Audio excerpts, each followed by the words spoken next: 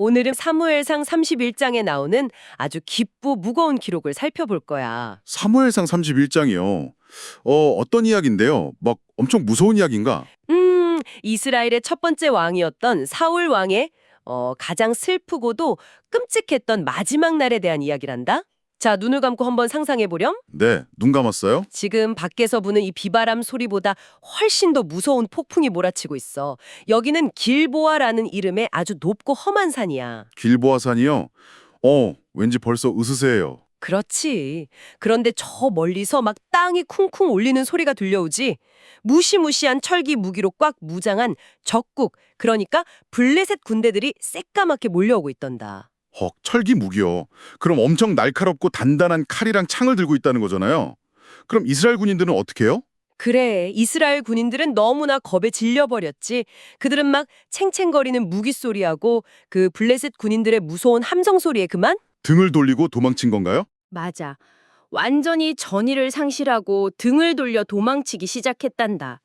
평지에서 저기 산 꼭대기까지 쫓겨 올라가면서 정말 수많은 이스라엘 병사들이 길보아 산에서 피를 흘리며 픽픽 쓰러졌어. 어우, 세상에. 너무 끔찍해요. 거대한 나라가 단 하루 만에 와르르 무너져 내리는 그런 핏빛 전쟁터 한가운데가 바로 이 이야기의 시작이란다. 너무 무서워요, 할아버지. 아니, 이스라엘 군인들이 그렇게 도망쳤다고요? 그럼 왕은요? 사울 왕도 같이 막 도망친 거예요? 사울 왕도 도망칠 수밖에 없었지. 상황이 너무 안 좋았으니까.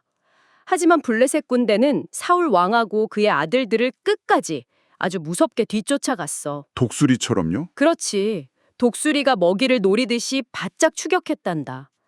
그리고 그 잔혹한 추격전 속에서 너무나 슬픈 일이 벌어지고 말아. 슬픈 일이요?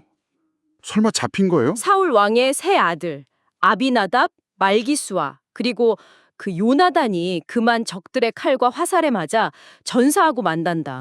안 돼. 진짜요? 요나단이 죽었다고요? 그래, 아들들이 모두 그곳에서 목숨을 잃고 말았지. 아니, 할아버지. 요나단은 다윗의 제일 친한 단짝 친구잖아요. 아버지 사울왕이 다윗을 엄청 미워할 때도 끝까지 다윗 편을 들어주고 지켜줬던 진짜 착하고 훌륭한 사람이었는데 맞다. 참 훌륭한 청년이었지. 어떻게 요나단같이 착한 사람이 그런 참혹한 전쟁터에서 죽을 수가 있어요. 이건 완전 불공평해요. 허허, 우리 예쁜이가 요나단의 죽음에 마음이 많이 아프구나. 사실 할아버지도 이 대목을 읽을 때면 늘 가슴이 막 먹먹해진단다. 너무 불쌍하잖아요. 진짜 눈물 날 것 같아요. 그게 바로 전쟁이 가진 가장 무섭고 슬픈 얼굴이야. 하늘에서 비가 쏟아질 때 말이다. 착한 사람하고 나쁜 사람을 가리면서 적게 하던 아니요, 비 오면 그냥 다 똑같이 졌죠. 그것처럼 전쟁터에서 막 쏟아지는 화살비도 이 사람은 착하고 도덕적인 사람이니 피해가야지 하고 비켜가지 않는단다? 듣고 보니까 그렇네요. 화살에 눈이 달린 것도 아니고요. 그렇지. 이런 국가적인 큰 재난 앞에서는 요나단처럼 훌륭한 영웅도 결국 그 끔찍한 운명을 피할 수 없었던 거지. 화살비라니 진짜 너무 슬프고 끔찍해요. 그럼 요나단이랑 자기 아들들이 그렇게 다 죽은 걸 본 사울 왕은 어떻게 됐어요? 엄청 절망했을 것 같은데. 그래. 자기 자식들이 눈앞에서 쓰러지는 걸 본 사울왕의 마음이 오죽했겠니. 게다가 사울왕 자신도 적들이 쏜 화살에 아주 깊게 맞고 말았단다. 사울 왕도 다쳤어요? 피를 너무 많이 흘려서 헐떡헐떡 숨을 쉬기조차 힘든 치명상을 입었지. 이제 더 이상 도망칠 기력도 없고 상황이 완전히 끝나버린 거야. 어떡해요. 완전 다 끝난 거네요. 다 죽어가는 그 캄캄한 절망 속에서 사울왕은 자기의 무기를 대신 들어주던 부하에게 아주 떨리는 목소리로 이렇게 명령한단다. 부하한테요? 뭐라고 했는데요? 저 할례받지 않은 적들에게 붙잡혀서 끔찍하게 놀림을 당하며 죽고 싶지 않구나. 차라리 네가 칼을 뻗어 나를 찔러라 하고 말이지. 네. 아니, 자기 부하한테 자기를 찔러달라고요? 너무 이상해요. 상황이 그만큼 절박했던 거겠지. 그리고 할아버지, 방금 사울 왕이 적들한테 할례받지 않은 적들이라고 했다고 하셨잖아요. 오, 아주 잘 들었네.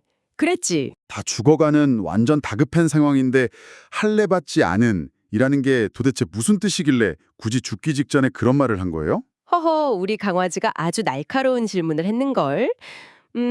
할례라는 걸 네가 이해하기 쉽게 한번 설명해 볼까? 네, 완전 궁금해요. 유치원이나 학교에서 친구들끼리 우리 영원히 단짝 친구하자 하면서 손가락 걸고 도장 꾹 찍어본 적 있지? 네, 도장 꾹 찍고 엄지로 복사까지 하잖아요. 크로스도 하고. 맞아.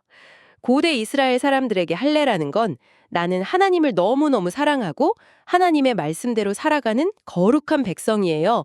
라고 자기 몸에 영원히 지워지지 않게 남기는 일종의 약속의 도장 같은 거란다? 아하, 몸에 남기는 약속의 도장이군요.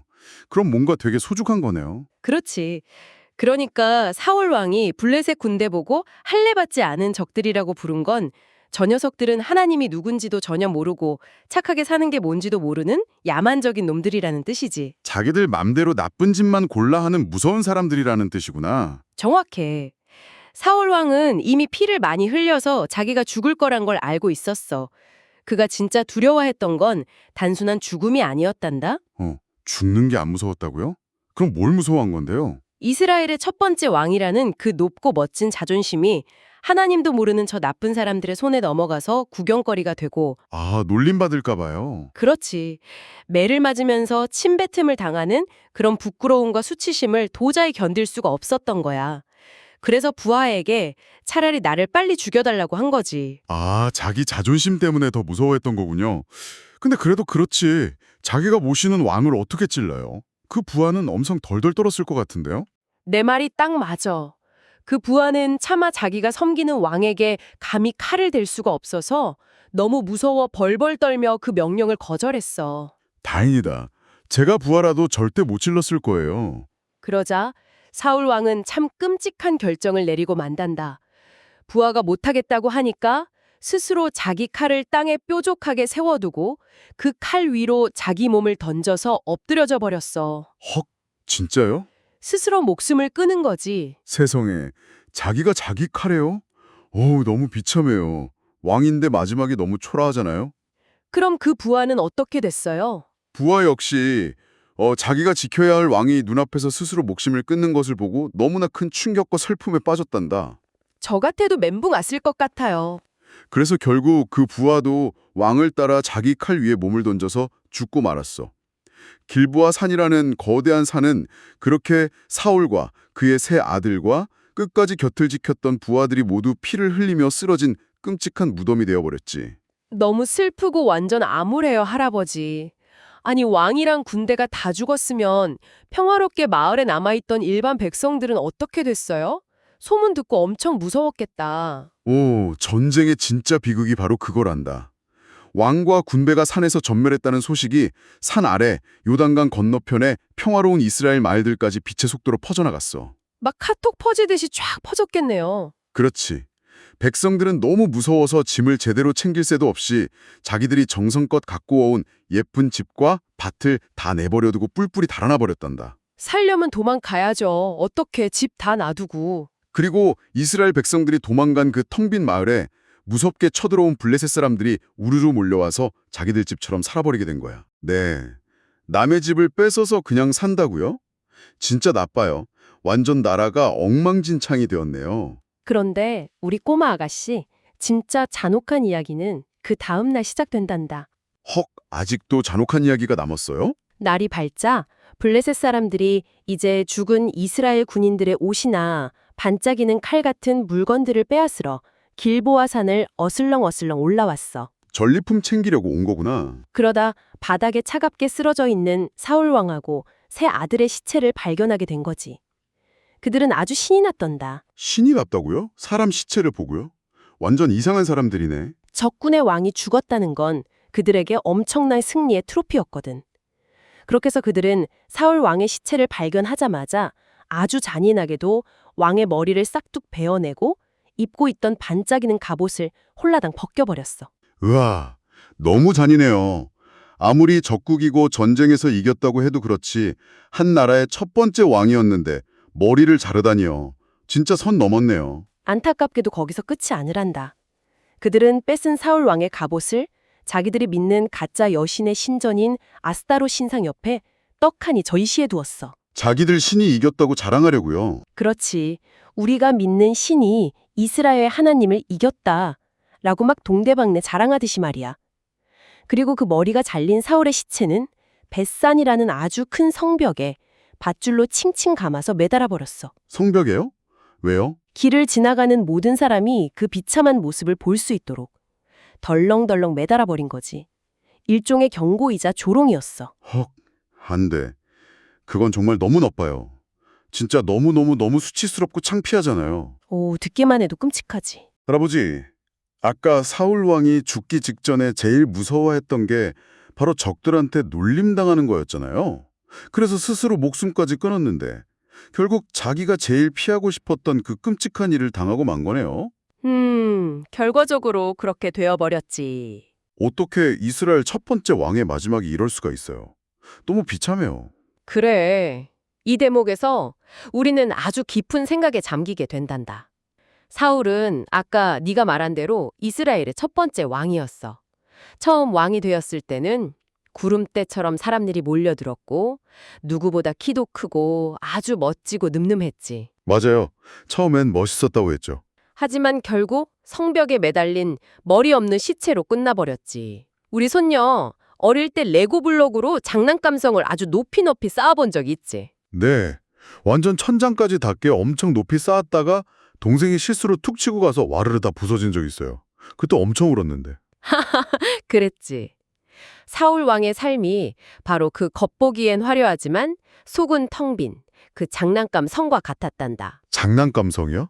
겉으로는 아주 번쩍거리는 갑옷을 입고 수많은 군대를 거느리고 사람들 앞에서 막 폼을 잡았지만 정작 그 성을 무너지지 않게 꽉 잡아주는 튼튼한 기둥이 없었던 거야. 튼튼한 기둥이요? 왕한테 튼튼한 기둥이 뭔데요? 군대나 무기가 기둥 아니에요? 보통 사람들은 그렇게 생각하지.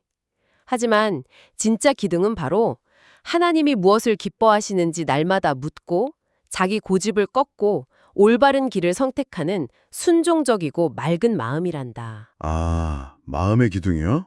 사울은 시간이 지날수록 하나님의 말씀은 안 듣고 오직 자기 욕심과 자존심이라는 가짜 기둥만 세웠어. 평소에 바람 안 불 때는 그 장난감 성이 아주 멋져 보였겠지. 근데 전쟁이라는 폭풍이 오니까 싹 다 무너진 거군요. 그렇지. 거센 폭풍우가 몰아치자 속이 텅 비어있던 사울의 성은 여지없이 그냥 와르르 무너져버린 거란다? 아, 겉으로는 완전 멋져 보였어도 속에는 하나님을 사랑하는 마음의 기둥이 이미 썩어 있었군요. 그래서 툭 치니까 다 무너져 버린 거구나. 맞아. 바로 그거야. 너무 안타깝고 슬퍼요. 왕도 죽고 백성들은 다 도망가고 시체는 성벽에 조롱거리로 매달려 있고. 할아버지, 이 이야기는 그냥 완전 절망, 완전 캄캄한 밤이네요. 희망이 1도 없어요. 보통 사람의 눈에는 모든 것이 끝난 것처럼 보이지.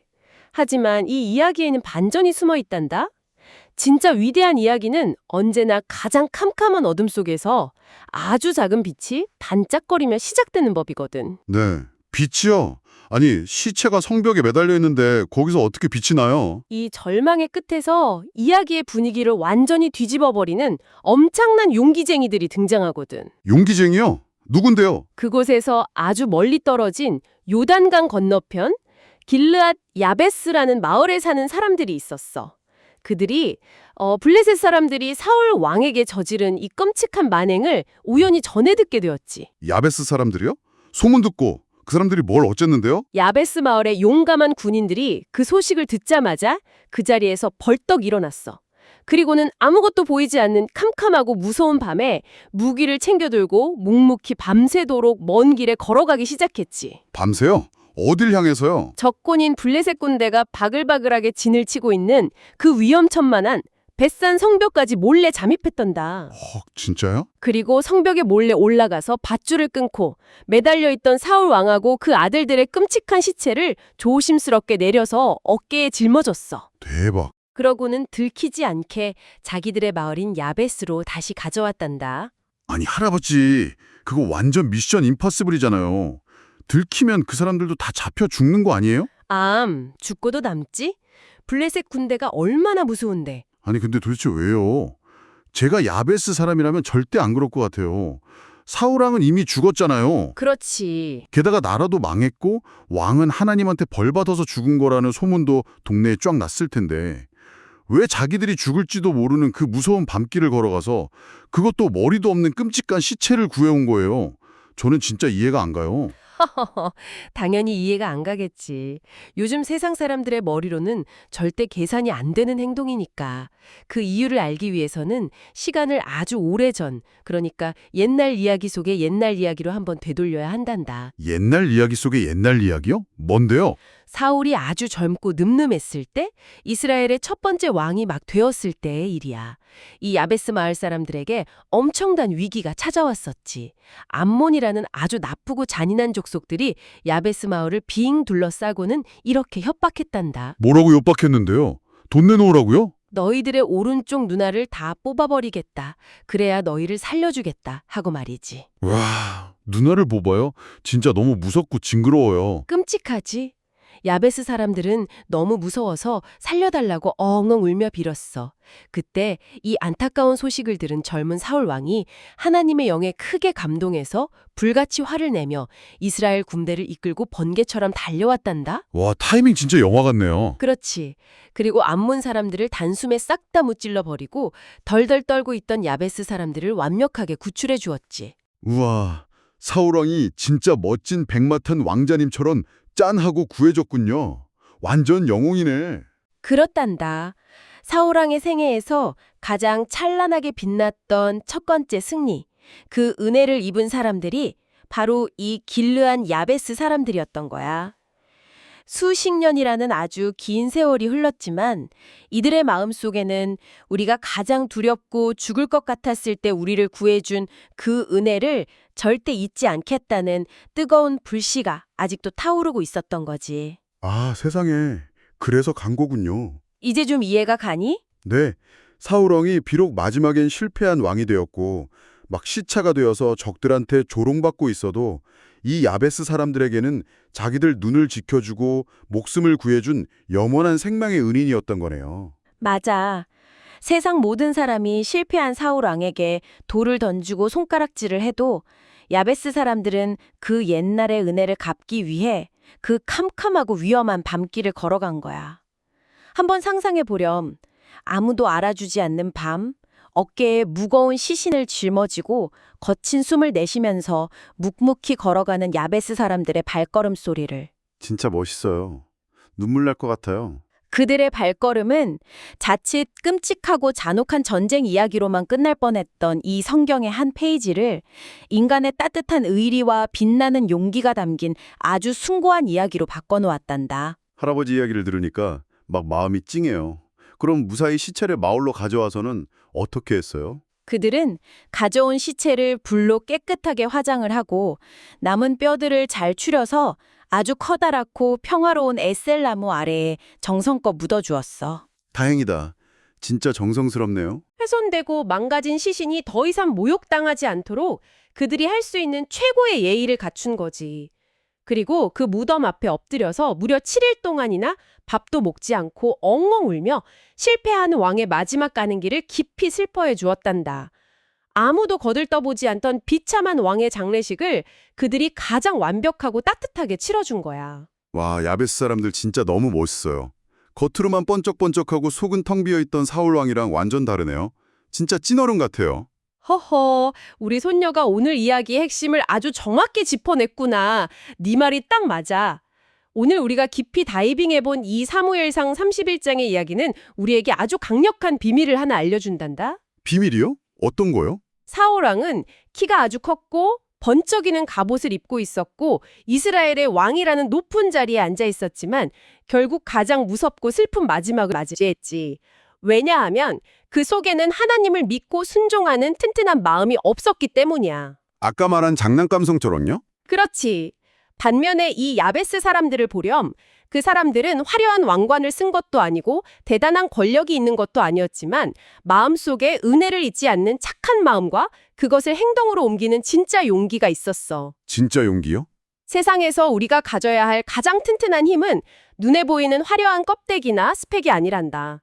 매일매일 하나님의 말씀에 귀를 기울이고 옳은 일을 위해 어둠 속으로 기꺼이 걸어갈 수 있는 용기를 내는 그 맑고 단단한 마음에 진짜 생명과 힘이 있는 거란다. 아, 마음의 기둥이 단단해야 폭풍이 와도 안 무너진다는 거네요. 저도 사울왕처럼 막 겉모습만 꾸미는 장난감성이 아니라 야베스 사람들처럼 마음속에 은혜를 꽉꽉 채운 튼튼한 기둥을 가진 사람이 될래요. 말씀을 마음속 깊이 꼭 안고 누가 알아주지 않아도 올바른 길을 당당하게 걸어가는 아주 지혜롭고 맑은 아이로 자라나기를 매일매일 기도할 거야. 네, 할아버지. 저 꼭 그런 멋진 어른이 될게요. 오늘 막 비바람 부는 날씨랑 완전 찰떡으로 잘 어울리는 엄청난 이야기 들려주셔서 감사해요. 그래, 오늘 밤엔 아주 푹 자렴. 자, 이 깊고 긴 이야기를 마치면서 오늘 밤 우리 손녀에게 그리고 이 이야기를 바로 곁에서 함께 깊이 빠져들어 듣고 계신 청취자 여러분에게도 아주 작은 질문을 하나 남기고 싶구나. 네, 들어볼게요.